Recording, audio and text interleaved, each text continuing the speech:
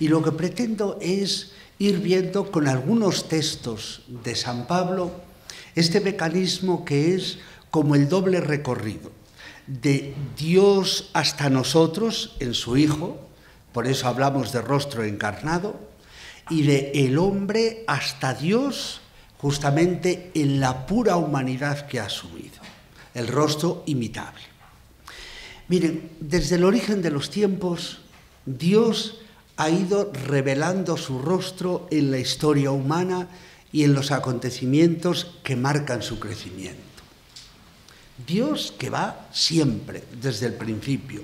Por ello, la pasión de conocer el secreto de las cosas y de sí mismo ha fascinado al hombre y lo ha movido a indagar el fundamento y la razón de su existencia y de su presencia en el mundo. El conocer es inherente al hombre, pero es inherente al hombre porque Dios es el que va primero, no solamente creando, porque la experiencia bíblica primera no es la del Dios que crea, sino la del Dios que lo encuentra, que encuentra al hombre, Dios por delante.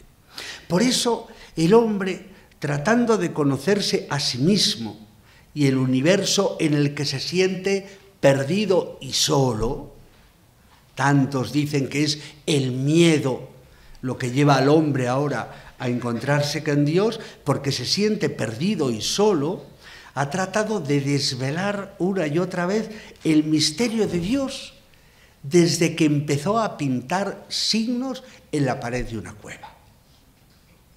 Desde entonces, lo que está ahí, escondido en todo eso, el deseo del hombre, cuando pintaba incluso aquellas manos, seguramente con la sangre de los animales, está tratando de descubrirse a sí mismo en esa relación con el Dios que le sale al encuentro. Quizá no he mirado mucho lo que me ha precedido, pero quizá Jesús García Recio ya os ha contado que venimos de la mano y de la boca de Dios. De la mano de Dios que amasa el polvo del que estamos hechos y de la boca que pronuncia el nombre dando identidad al hombre. Por eso, seguramente porque venimos de esa mano que amasa el polvo, San Pablo dice que el hombre busca a Dios en lo invisible de Dios desde la creación del mundo. Porque ese invisible de Dios se deja ver a la inteligencia a través de sus obras, de su poder eterno y de su divinidad. Dice en la carta a los Romanos, el capítulo 1:20. Dios es quien recorre la distancia infranqueable que le separa del hombre. Y el hombre, en sus intentos de ponerle nombre y rostro, ya está dando una respuesta, aunque en la mentalidad paulina esa respuesta será no solamente provisional, sino fallida. Dice Pablo que habiendo conocido a Dios, dice, no le glorificaron. Jactándose de sabios, se volvieron necios y cambiaron la gloria del Dios incorruptible por una representación de hombres corruptibles, de aves, cuadrúpedos y de reptiles. Pablo está interpretando de alguna forma todo ese largo camino de Dios hasta el hombre y los hombres que tratan de darle nombre y por tanto respuesta. El hombre descubre a Dios en la necesidad que tiene de calmar el miedo nacido de su propia vulnerabilidad y la incertidumbre humana ante la magnificencia y la desmesura de la naturaleza. Así digamos que Dios va poniendo, o el hombre va poniendo a Dios el nombre de todo lo que no es la indigencia y la precariedad que siente. Lo va imaginando en aquellas partes de sí mismo que el hombre descubre como un reclamo o como una llamada y una apertura a la trascendencia, hasta llegar a experimentarlo, quieren ellos tan cercano como un amigo, como un iliquia, en aquellas culturas mesopotámicas. Pero los hombres por sí solos no pueden llevar el tiempo a su plenitud. Siempre los pies nos devuelven al polvo del que estamos hechos. El concepto hebreo de tiempo no es el del cronos, el que discurre en una dirección y que se puede medir y gobernar. El tiempo bíblico es el tiempo de la creación, en el que el hombre solo puede experimentar su pequeñez. 1000 años en tu presencia son un ayer que pasó. Es el tiempo de los acontecimientos que no se miden, que no se cuantifican. Es el tiempo fundamentalmente de las personas, el tiempo de Abraham, de Isaac y de Jacob, el tiempo de nuestros padres. Es el tiempo de nacer y el tiempo de morir. Y Dios es Señor del tiempo, de un tiempo que por sí mismo gira, que te gira para volver al mismo origen, pero Dios es Señor, lo programa y lo dirige. Lo programa y lo dirige y lo lleva a su plenitud cuando en ese tiempo introduce a su propio Hijo. Durante siglos el hombre ha venido pidiendo a Dios que se encarne. Y para pedírselo disponían una estatua. Os ha contado, seguramente, os han contado el ritual mesopotámico, en el cual preparaban cada año la estatua para que Dios llegase. Le estaban pidiendo, encárnate. No somos capaces de vivir. Ven tú y soluciónalo. Aquel Dios que había amasado el polvo del que el hombre estaba hecho. Y además seducían a Dios. Ponían la estatua y le decían, nosotros no la hemos hecho. No es obra humana. Y además los artesanos tiraban al río sus instrumentos justamente para decirle, esta estatua es obra tuya, ven aquí a ella. Y digamos que en aquellos esfuerzos, en aquellos balbuceos, lo que se está viendo es la maravillosa pedagogía con la que Dios ha ido dirigiendo las edades del mundo hasta ese momento culminante que es el momento en el que lo introduce. Pablo dice, al llegar la plenitud de los tiempos, envió Dios a su Hijo. El tiempo no ha venido a la plenitud. Dios lo ha ido dirigiendo y ahora, no el tiempo por sí mismo, Dios lo lleva a la plenitud absoluta cuando hace que entre Él en Hijo, que entre en el tiempo el Hijo. Digamos que todo es necesario.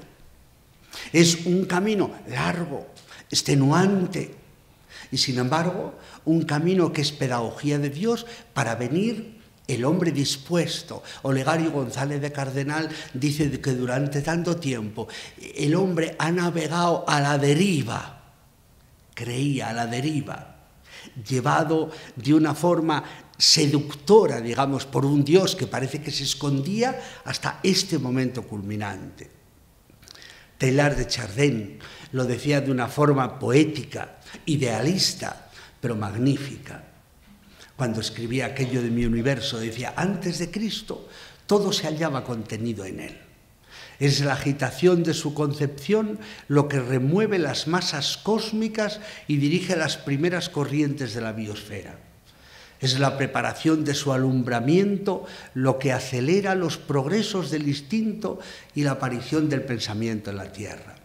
Se necesitó nada menos que los esfuerzos extenuantes y anónimos del hombre primitivo, y la prolongada belleza egipcia, y la expectativa inquieta de Israel, y el perfume lentamente destilado de las místicas orientales, y la sabiduría 100 veces refinada de los griegos, para que sobre el tallo de Jesé y de la humanidad brotara la flor. Todas estas preparaciones eran cósmicamente, biológicamente necesarias para que Cristo pudiera poner el pie sobre la escena humana. Y todo este trabajo maduraba a causa de la vigilancia activa y creadora de su alma, en cuanto que esta alma había sido elegida para animar el universo. Cuando Cristo apareció en los brazos de María, acababa de levantar el mundo. La larga cita, pero que es no solamente bella, sino es tremendamente elocuente de este largo camino.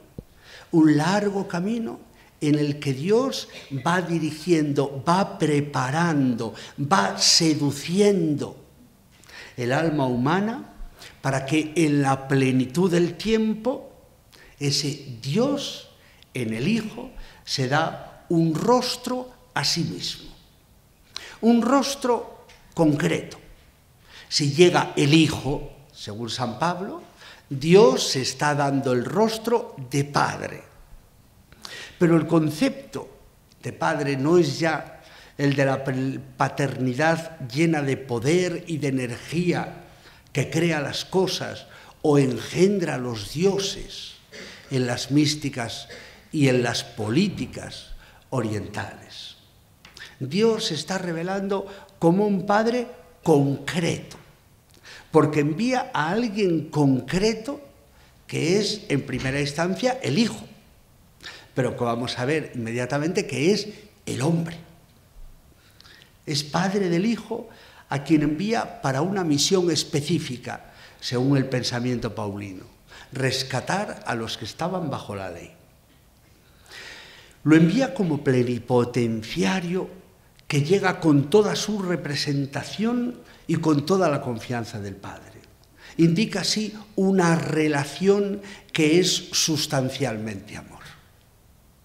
El Padre envía al Hijo y lo envía para la misión fundamental: rescatar a aquellos que estaban bajo el dominio de la ley, que es el dominio del pecado, es decir, una naturaleza sin salida.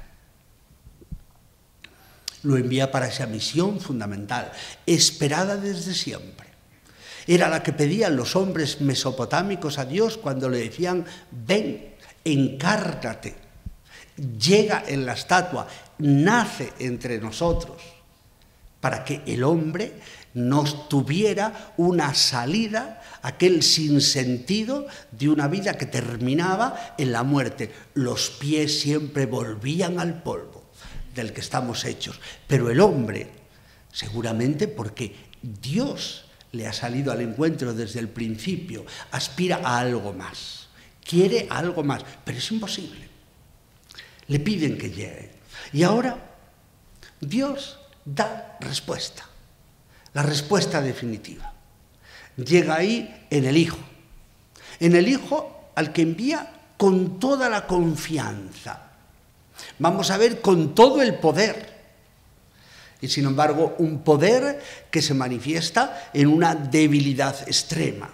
Porque ya de entrada decimos que es todo el poder, toda la confianza del Dios que es, en esta mentalidad bíblica, amor. Y por tanto es el poder del amor.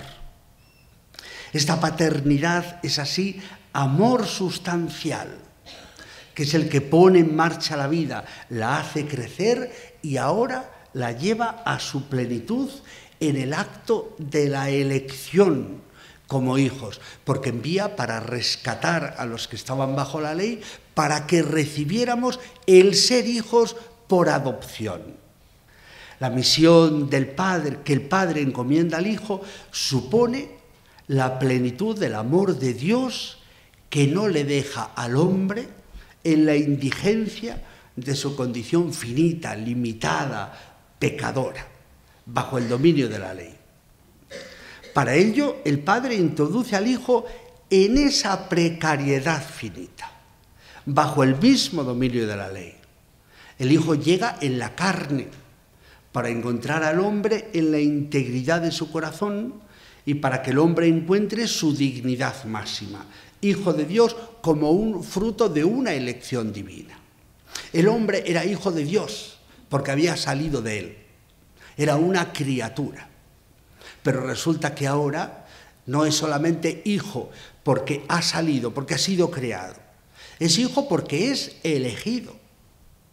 Que supone, digamos, como un peldaño más, una profundización, una dimensión más fuerte en el amor. Por eso, fijaros, Dios se está revelando como Padre del Hijo, Padre concreto, pero como Padre también del hombre, al que ahora elige, al que ahora hace suyo, el hijo electivo, el hijo adoptivo. Tantas veces es el hijo fruto solo del amor. Lo vemos tantas veces, el hijo que nace de la generación es fruto del amor. Yo creo que nosotros, seguramente todos los que estamos aquí, como hijos tenemos esa experiencia. Y tantos de los que están ustedes aquí, que son padres y madres, habrán tenido también la maravillosa experiencia, absolutamente maravillosa y genial. Tiene que ser, yo les aseguro que les tengo una envidia a los padres y madres tremenda, cordialísima la envidia, pero tremenda. Ustedes dirán, es la experiencia del amor, pero fíjense, la del adoptivo, entonces es la experiencia solo del amor. Tantas veces la de la generación es un accidente. Y se acuerdan, no hace mucho, a un niño lo tiraron en una bolsa por una ventana, su madre.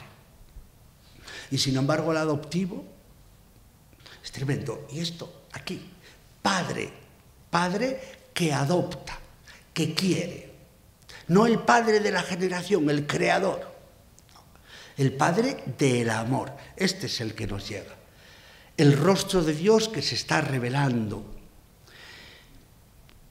Porque además el Hijo llega nacido de mujer, nacido bajo la ley. Con esas dos expresiones, el texto de Gálatas, capítulo 4, versículo 4, que sitúa Gálatas en paralelo y se explican mutuamente, se resalta y se refuerza la verdadera naturaleza humana, la verdadera humanidad de ese Hijo que llega. Nacido de mujer no hace referencia en absoluto a una concepción virginal, sino al hecho de que el Hijo entra en una carne como la de todos los hombres que somos nacidos de mujer. No se trata de una carne privilegiada, por tanto, o diferente, porque además está sujeta al mismo dominio de la ley con la que Dios ha ido dirigiendo la mentalidad de Pablo, las edades del hombre, y con la cual Dios ha ido indicando al hombre con la ley que es finito, que es pecador y que necesita una salvación, una salida que no puede darse a sí mismo. Y ahí el Hijo también entra en esa naturaleza tan frágil, tan finita y tan limitada. A su humanidad pertenece no solo su naturaleza, sino también su historia. La historicidad de su aparición, nacido de mujer, se ve resaltada por ese segundo elemento de nacido bajo la ley y manifiesta la igualdad de la suerte del enviado con aquellos en cuyo favor acontece el envío. El Hijo llega con rostro humano, completamente humano, y por tanto hermano de todos los hombres cuya condición de necesitados comparte. Dios se está dando un rostro de carne, un rostro completamente humano en su más radical necesidad. Está llegando, o esta llegada de Dios en una carne semejante a la de todos los hombres, nos indica hasta qué punto Dios se hace accesible, cercano, visible, reconocible y prójimo del hombre. Ya no es estatua. Dios ya no es, como decían aquellos, carne de piedra o carne de madera. El ritual del nacimiento, que de alguna manera es el que llega a nosotros en este ritual con el que cada año celebramos justamente la llegada de Dios, era un ritual magnífico, maravilloso. Vean, Dios, carne como nosotros, pero carne de madera, también limitada. Pero fíjense, es que ahora es carne de carne, si me permiten la tautología. En el rostro nacido de mujer, Dios sale definitivamente al encuentro del hombre para dejarse encontrar. para convertirse en el definitivo interlocutor del hombre y elevarlo a una dignidad que lo pone en comunicación definitiva de amor, adoptarlo como hijo. La dignidad de hijos de Dios ya no es un privilegio, fruto de una conquista, como las antiguas mitologías, o de un nacimiento singular o excluyente, como el pueblo de Israel, que se sentía elegido hijo de Dios, solamente él, sino que ahora, digamos que esta dignidad de hijo de Dios es el puro don del amor, la pura gracia. Pero fíjense, todavía lo comprendemos mejor si vamos a un texto. Les he dado ahí en la hoja unos textos. Permítanme ustedes y perdónenme el atrevimiento y la petulancia, no intenta serlo, sino solo pedagogía, de ponerle los textos un poco tratados para que sean visibles, y también se lo he puesto incluso en griego. Pablo dice que en el himno de la carta a los Filipenses, capítulo 2, los versículos 6 al 8, en el himno nos dice cómo llega realmente este nacido de mujer.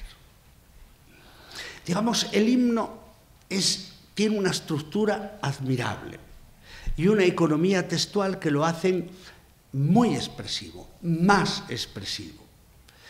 En el contexto de la carta tiene una función ético-paradigmática, invitarnos a la acción y además presentarnos el paradigma definitivo, para Pablo, lo más alto, de la relación del hombre con Dios.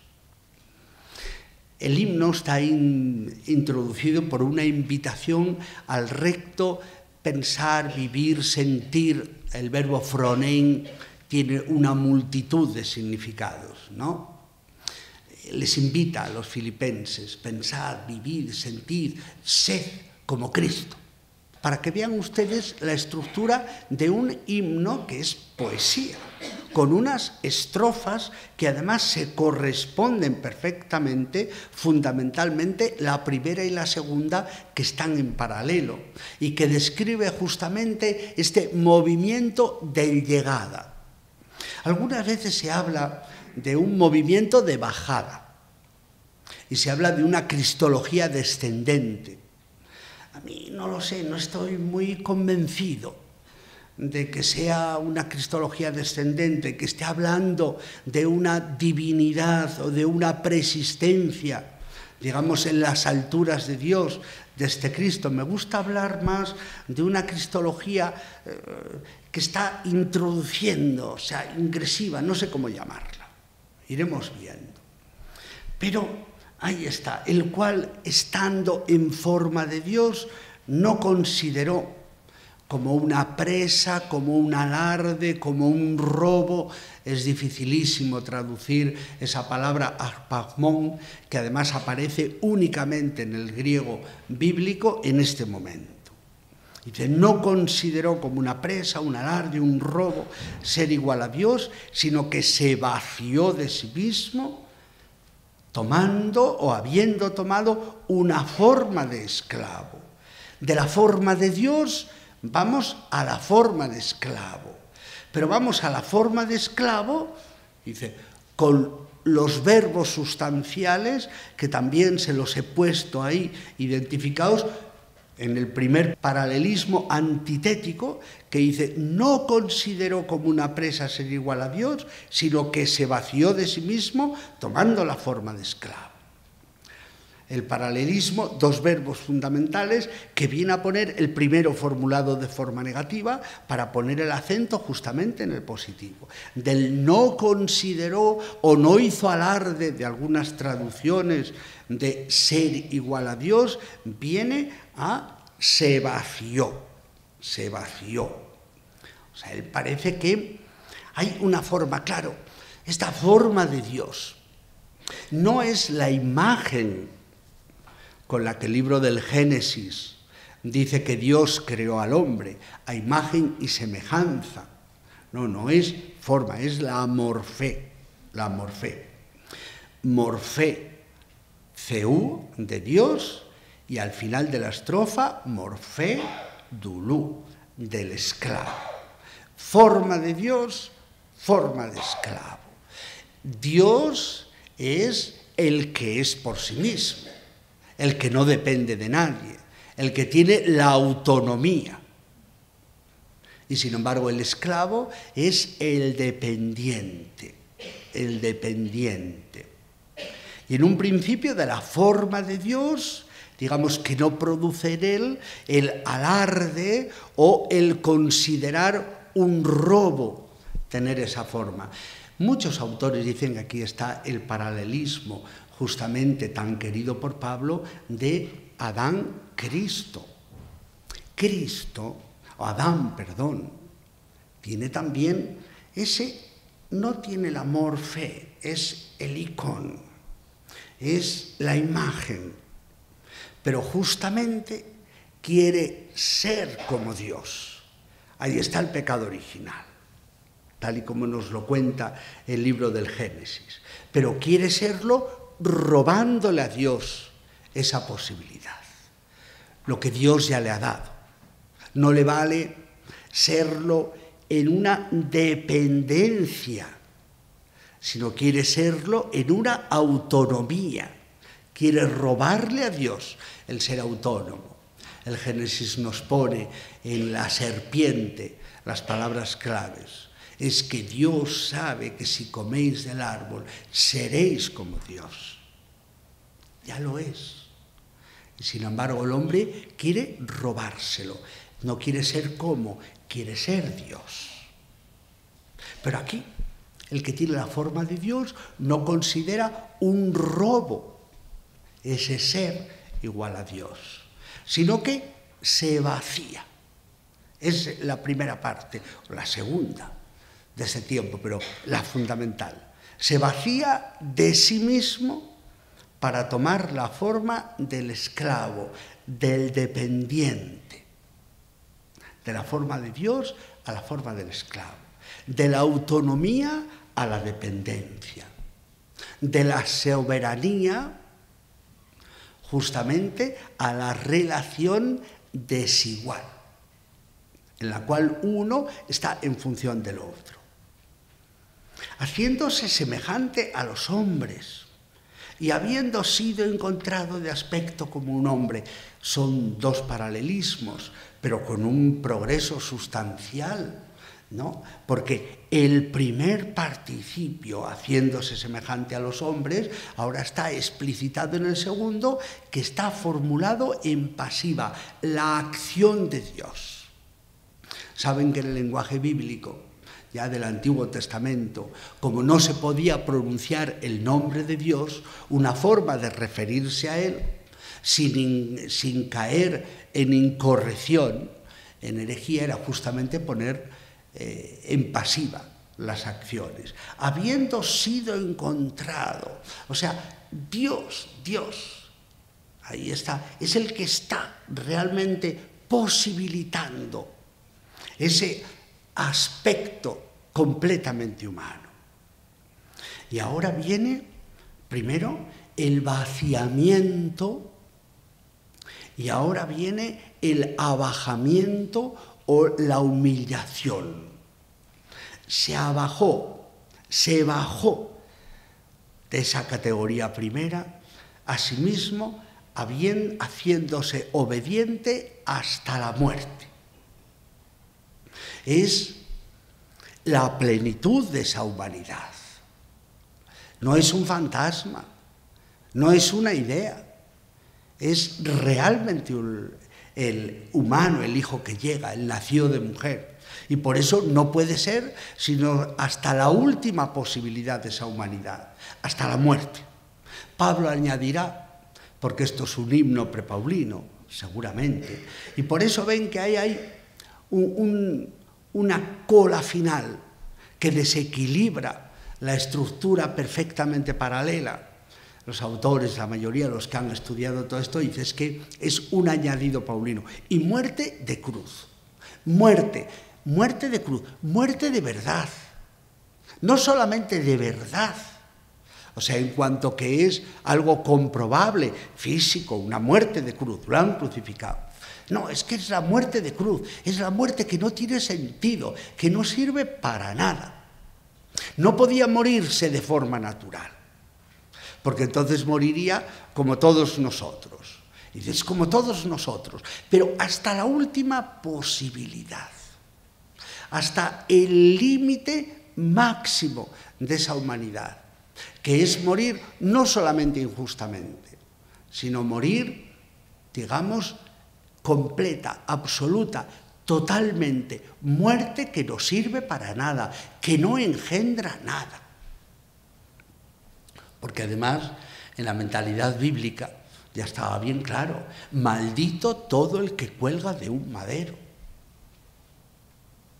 Un Mesías no solamente sufriente, sino un Mesías muriente, si me permiten la expresión, y además de esta manera era un escándalo, un sinsentido.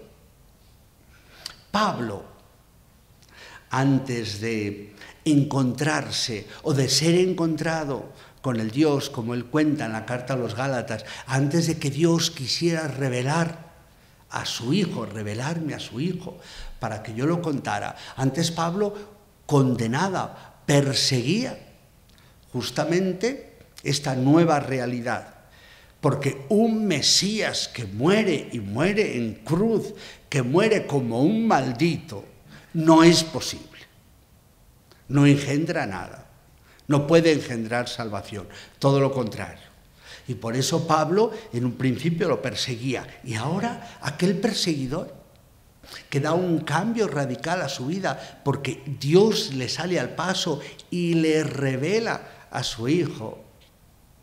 Un Dios que no es que lo tire del caballo en un revolcón, en una conversión, porque él además cuenta, el Dios que me eligió desde el seno materno, es decir, el Dios que le ha ido llamando como a los profetas. Él se sitúa a sí mismo en esa línea profética. Ahora, definitivamente le sale al paso. Y entonces aquello es más una vocación que se concreta en una experiencia fundante.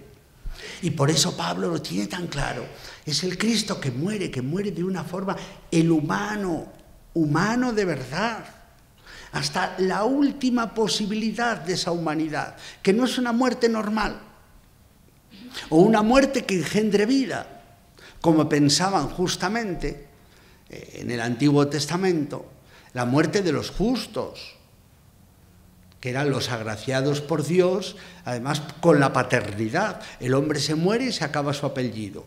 Pero claro, lo fundamental era que continuara el apellido otros. Y entonces la muerte ya no era tanto problema, siempre un problema. Lo vemos, pero ya no era tanto. Pero aquí no. Es la muerte completamente heterodoxa. Es la última posibilidad. Y entonces ahí está. En este Cristo despojado y humillado, el que se vacía a sí mismo, el que se quita todo aquello que puede estorbar su comprensión, su visión, su acercamiento, y que además se humilla hasta el último extremo, es decir, esa humillación, sí, es humillación. No a veces como entendemos nosotros estas humillaciones de ponernos aquí un poco tontos, sino a la pura realidad. Se baja a la pura realidad, pero a la realidad más auténticamente humana, a la de la muerte, pero a la muerte que no tiene ningún sentido, absolutamente. Y entonces, fijaros, el hombre desde siempre ha buscado a Dios durante siglos en las formas visibles del hombre, en aquello que el hombre experimentaba en sí mismo como un recuerdo de Dios, del Dios invisible del que venía. Y ahora Dios, digamos que se despoja de su forma invisible en su perfección, para tomar una forma en la que se le puede ver y encontrar. No es solamente una forma física, sino que es una condición. La condición de dependiente del hombre, es decir, lo que el hombre es en sí mismo. Y entonces Cristo pasa del no hacer alarde, pasa a vaciarse y despojarse de todo eso y bajarse al extremo último. El comportamiento, vaciador, digamos, kenótico, con la expresión de Pablo, de Cristo, viene descrito justamente como humillación, ¿no? Es vacío y bajar al nivel. Bajar de la forma ceú a la forma del esclavo, de la morfé ceú a la morfédulu, la obediencia. Una obediencia que no es, por tanto, claudicación, que no es aceptación resignada de un proyecto que le cae encima como si fuera el gran andamiaje del mundo, sino que la humillación que adquiere la forma de la obediencia supone la confianza total y absoluta de Cristo en el proyecto salvador de Dios al que se entrega y que hace enteramente suyo. Es el obediente, es el esclavo. Tantas veces nosotros lo hemos pensado, hoy pensamos esta forma de esclavo, quizá con las imágenes un tanto tristes y románticas de aquello, la cabaña del tío Tom, que leímos algunos, los que tenemos una cierta edad. Los más jóvenes ya sé que a lo mejor esa no, y ni tan siquiera algunos oyeron o vieron aquello del Kunta Kinte, ¿no? Allí el esclavo aquello de raíces.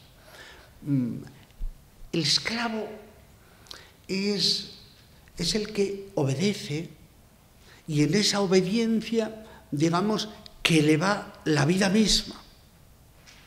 Este concepto de esclavo o de siervo no es un concepto peyorativo en el lenguaje del Nuevo Testamento. ¿Os acordáis? Y al final de la jornada decir, somos unos simples siervos o esclavos que hemos hecho lo que teníamos que hacer. Hemos hecho lo que teníamos que hacer. Es decir, ¿y dónde está lo que teníamos que hacer? Evidentemente, descubierto, iluminado en esa relación viva con Dios, que es el que ciertamente es autónomo, el que tiene el proyecto, ¿no? Y nosotros, ¿qué podemos decir? Dices, la imagen de este siervo, pues podemos decir como María, aquí está la esclava del Señor. Pero esta obediencia, que es la de aquí, porque es el obediente, pero el obediente no es nadie. No, el obediente es el que hace suyo un proyecto y por tanto se convierte de alguna manera, esto es magnífico en el Evangelio de Lucas, en la Anunciación, se convierte el obediente en dueño de su persona. Aquí está la esclava del Señor y después dice, hágase en mí según tu palabra. Dense cuenta, pronuncia el imperativo, da la orden, lo que solamente dan los señores. Claro, esto se comprende a la luz seguramente de esta teología paulina, ¿no? Se vacía, se baja a la obediencia, que es donde realmente ese Cristo es Señor de sí mismo, para poderse entregar a la muerte y una muerte de cruz. No es una claudicación, digamos que sería como una vocación, si queremos llamarle, ¿no? En cuanto que ahí descubre su ser, justamente en esa relación de obediencia con Dios. Fíjense, en este Cristo que llega enviado en la carne, en la pura humanidad, el hombre obtiene respuesta a la pregunta por Dios, que es la pregunta por sí mismo, que viene formulándose el hombre desde el origen de los tiempos, de forma balbuciente, de forma a veces inconsciente, pero de una forma real. Si me permiten el localismo, esto es lo que el poeta de Astorga, Leopoldo Panero, formulaba de una forma laceradamente existencial, pero bellísima. La poesía de Panero, y más en Astorga, porque además dicen tantas cosas, que si era de izquierdas, pero muy de izquierdas, y después cambió de chaqueta, que si era masón, y contaban ahí, pues nunca fue, la verdad es que muy atendido. Y además, yo recuerdo cuando era seminarista, es que casi ni me hablaban de Panero. Y después, cuando lo he ido descubriendo, se descubre una poesía hondamente religiosa. Si me permiten la exageración tonta, hondísimamente religiosa, laceradamente existencial, con una pregunta constante por ese Dios que él quiere en una existencia, la de Panero, que fue tremendamente difícil y tremendamente dolorosa. Y él dice, dime quién eres. Esto es, tantas veces digo, como el grito de siempre de los hombres. Dime quién eres, ilumina quién eres y dime quién soy yo también y por qué la tristeza de ser hombre. Tú que andas sobre la nieve, tú que al tocar las estrellas las haces palidecer de hermosura, tú que mueves el mundo tan suavemente que parece se me va a derramar el corazón. A algunos les sonará, porque lo tenemos como un himno en la liturgia de las horas. Don Bernardo Velado Graña, que era un sacerdote tremendamente sabio, con la sabiduría de los hombres bíblicos, y que fue justamente el que preparó toda esa antología de la poesía española y religiosa y más en los himnos de la liturgia de las horas, quiso introducirlo allí como una oración. En el Cristo kenótico y tapeinótico, o sea, que se abaja y se humilla, Dios se da un rostro despojado de todo aquello que puede hacerlo invisible o distante. Al darse un concreto rostro de carne, Dios lleva a la plenitud el largo camino de la revelación. El diálogo se hace pleno, porque en ese rostro el hombre no solo puede encontrar a Dios como un amigo, como un hermano que pretendía el saber mesopotámico, sino un rostro en el que el hombre puede mirarse a sí mismo para descubrirse sujeto en diálogo y en tensión hacia Dios, tensión de infinito. En el rostro encarnado de Dios, el hombre no solamente experimenta la presencia cercana de Dios para acudir a Él como una instancia de poder, tantas veces lo que queremos, poder y amor que solucione nuestra vida, sino que en ese rostro encarnado el hombre aprende a decir amén a Dios, con la expresión de Pablo en segunda carta a los Corintios. Es el rostro encarnado, por tanto, un rostro imitable. San Pablo nos cuenta, el himno de Filipenses, digamos, después tiene como una réplica, un espejo, en el capítulo 3 de la carta a los Filipenses, que seguramente era otra carta, que se fundió ahí. Se comprende además mucho mejor cuando realmente fuera otra carta, ¿no? Y hace como estos reclamos o como estas citas a la precedente, a la primera. Es rostro imitable y Pablo nos lo cuenta en primera persona, para después abrirlo al infinito, es decir, imitable para todos, ¿no? Lo hacemos un poco rápido porque veo que el tiempo es inflexible y me supongo que 1 hora, ¿no? Bien. Entonces, Pablo, fíjense, en su historia judía, que nos la cuenta al principio del capítulo 3 de la carta a los Filipenses, Pablo ha conseguido el máximo. Pablo era de la estricta pureza hebrea.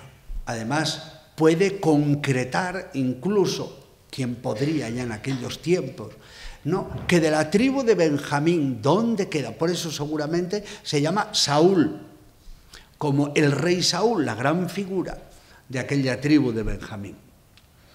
Además, estricta pureza, cumplimiento estricto y meticuloso de la ley. Estaba circuncidado al 8º día. Él además era un estricto observador de aquella ley. Por eso es celoso hasta el punto de perseguir, digamos, la herejía, o lo que él piensa que es la herejía, ¿no? Perfecto. Había llegado a ser un amentos. Dice, el amentos es el irreprensible, al que no se le puede echar nada en cara. Digamos que Pablo, y lo había hecho bien, había conseguido ser aquel, como el fariseo de la parábola del Evangelio, que dice que llegó al altar, a los bordes del altar, para decir, yo lo hago todo bien, hago perfectamente todo lo que hay que hacer y no hago nada de lo que no hay que hacer. Pablo podía sentirse orgulloso. Eso era una ganancia, un bien contable.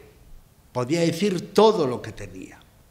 Pero claro, inmediatamente Pablo nos cuenta, en pasado empieza, que aquello que era una ganancia, aquellas cosas, dice, que eran para mí una ganancia, y dice, ahora las he considerado una pérdida. Y dice, no solamente eso, hacia ahí en griego hay una expresión que es redundante, es como una especie de triple salto mortal, ala menunge kai. Dice, no solamente eso, sino que, algo que tenemos que dar ahí, una expresión con mucha fuerza para decir, ahora os voy a decir lo importante. Dice, no solamente eso, sino que ahora considero que todo es una pérdida ante la excelencia del conocimiento de Cristo Jesús, mi Señor. Digamos ya de entrada que el conocimiento, en el lenguaje bíblico, no es la aprehensión intelectual, sino es el grado mayor de relación que pueda haber entre dos personas. Incluso el verbo yadá en hebreo, al que traducen justamente con el verbo ginosko griego, el verbo yadá, conocer, era el más profundo, indicaba el más profundo grado de comunión, de unión entre las personas, de tal manera que era el verbo que se expresaba, que se utilizaba para expresar la relación entre los esposos que llevaba a la generación. Y Abraham conoció a su esposa Sara y tuvieron un hijo. Por tanto, estamos hablando de un conocer que no es un saber todo lo que se refiere a Cristo, sino que es un entrar en relación viva, diríamos nosotros, con Él, ¿no?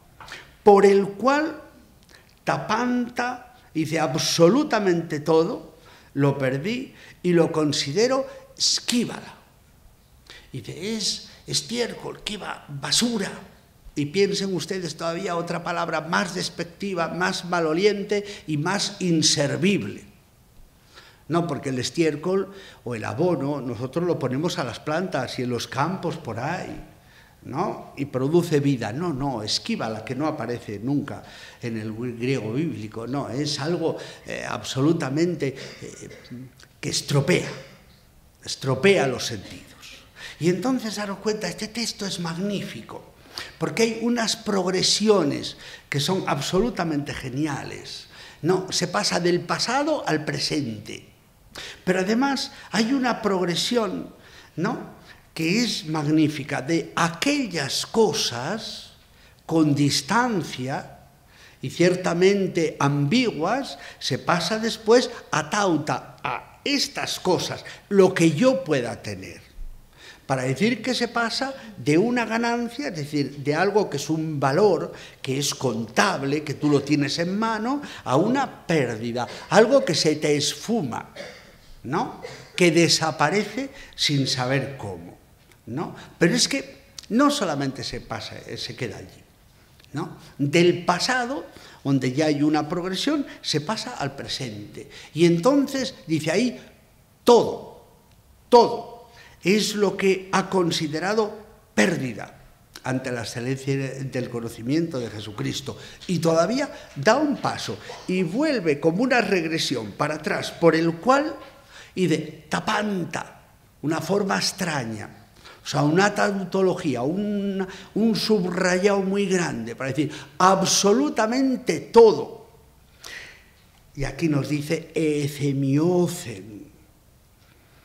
Claro, por el cual absolutamente perdí todo. Y es que está en pasiva, es la acción de Dios.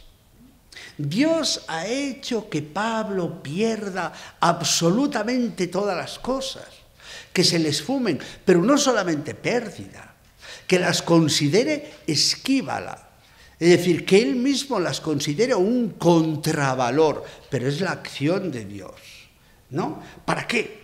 Ahora, todo este movimiento tiene una finalidad. Gina Cristón Kerdeso, kai heurezo en autón. Oiga, es que en griego suena mejor y se expresa mucho mejor. Merece la pena estudiar griego para poder estudiar esto, ¿no? Para ganar a Cristo. Y dice, entonces es una ganancia. O sea, puedo tener a Cristo en el banco, en mi cuenta. Quien quisiera, menudo seguro, ¿verdad? Y dice, no, ganar a Cristo es ser encontrado en Él. O sea, ganar a Cristo no es un adueñarse, Pablo, de la vida de Cristo, sino es un entrar, Pablo, de cabeza.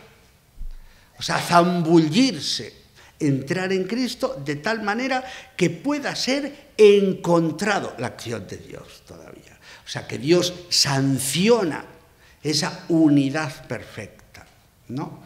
Para ganar a Cristo y ser encontrado en Él, dice, no teniendo una justicia mía, la que viene de la ley, sino teniendo una justicia, y tendríamos que decir mía también, que es la que viene por la fe de Cristo, ¿no? La justicia que viene por Dios. Fíjense ustedes, aquí hay algo magnífico. Es que Pablo ha experimentado que su vida, no es que él le haya dado la vuelta a su vida, sino que su vida ha dado la vuelta como un calcetín, que ahora es todo, y ha pasado de la pérdida, de la ganancia a la pérdida, del beneficio a el daño, a lo que estropea, como acción de Dios. Pablo está repitiendo, dense cuenta, ese movimiento magnífico que ha descrito en el himno de la carta a los filipenses como la entrada, ¿no?, de ese Cristo que invita a los filipenses a que sea el referente fundamental de su vida. Está ahí, ese movimiento es el que tiene él aquí.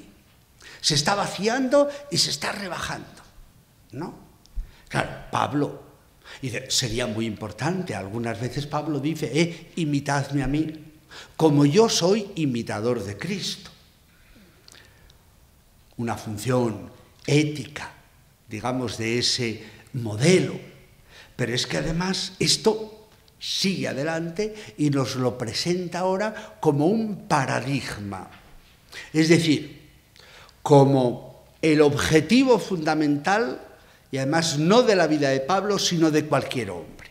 Y lo formula también de una forma rara, para darle una función absoluta y total. Dice, esto es, como sería, tu egnona y autón, un infinito con artículo, el conocer a Cristo. El conocer, dense cuenta que ya hemos dicho que no es saber, sino es relación fundamental. Vamos deprisa.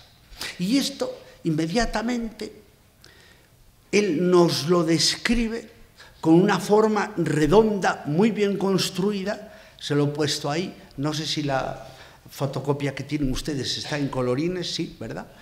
con los colorines, para que vean, es lo que se llama una estructura como circular, un quiasmo, los que han estudiado esto, empieza y termina de la misma manera, y en el centro es también igual, y entonces se pasa de la dinamis de la resurrección, dice, conocer a Cristo, es decir, o sea, ese I es explicativo, es conocer la fuerza de la resurrección. La dinamis es siempre el poder absoluto y total de Dios. Ese poder absoluto y total de Dios, que es el poder del amor, ese que hemos descrito como envío, llegada de Dios a los hombres, ¿no?, en una carne igual que la nuestra, en una carne de carne. Eso ya es una dinamis absoluta. Pero ellos pensaban es el poder, digamos, el poder de Dios que se va a manifestar en un momento determinado como salvación, lo que esperaban los antiguos, anunciado por los profetas. Y entonces dice, esa dinamis se ha desplegado en la resurrección, donde a esa carne que ha muerto de una forma absolutamente inservible, Dios no hicimos atención, pero ahí está, a la segunda parte del himno, Dios lo superexalta y le da el nombre, sobre todo nombre, el nombre de Dios, el nombre del Señor, el Kyrios, para que al nombre de Jesús toda rodilla se doble en el cielo, la tierra, el abismo, y toda lengua proclame, Jesucristo es Señor, para gloria de Dios Padre. Digamos que a ese movimiento de vacío y de abajamiento en la obediencia, que es plenitud del amor, Dios responde con la plenitud absoluta de su amor, digamos que saca la vida de la muerte.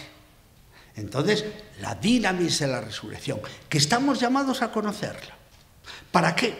Fíjense ustedes, de la resurrección de Él, llegamos en el último verso, a la resurrección, la de los muertos. A la resurrección de los muertos. Nosotros, hay un movimiento, la dinamis de la resurrección entra ahora justamente porque Dios se ha dado un rostro completamente humano, de verdad humano. Ahora el hombre puede conocerlo para llegar ¿a qué? A la vida misma de Dios, a la divinización, podríamos decir así. ¿Cuál es el camino? Los dos versos centrales nos lo describen. La koinonía, la profunda unidad, ton pacematon auton, con sus sufrimientos. Los sufrimientos no son los de la pasión. San Pablo, cuando se refiere a eso, utiliza otro término, thlipsis. Es pacematon, pacemata. Son los sufrimientos, diríamos que son los sufrimientos propios de la condición humana. Los sufrimientos de ser hombre. Eso que decía Panero, dime quién eres tú, dime quién soy yo, y por qué la tristeza de ser hombre. Digamos que la debilidad de ser hombre que ha asumido el Hijo cuando entra en una carne necesitada, dolorosa, trémula, mortal.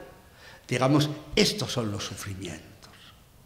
Y nosotros estamos llamados a una comunión con esos sufrimientos, un participio que nos dice la forma concreta. Simmorphizómenos tu thanatou, siendo configurados otra vez la acción de Dios a su muerte. A esa muerte que no sirve para nada, pero esa muerte en la obediencia, la entrega a la muerte. Porque Dios es Dios, digamos. Cristo nos entrega a Dios porque lo está esperando, porque lo salva. No, simplemente porque Dios es Dios. La muerte que no sirve para nada. Pero claro que ahora cambia de sentido. Absolutamente de sentido.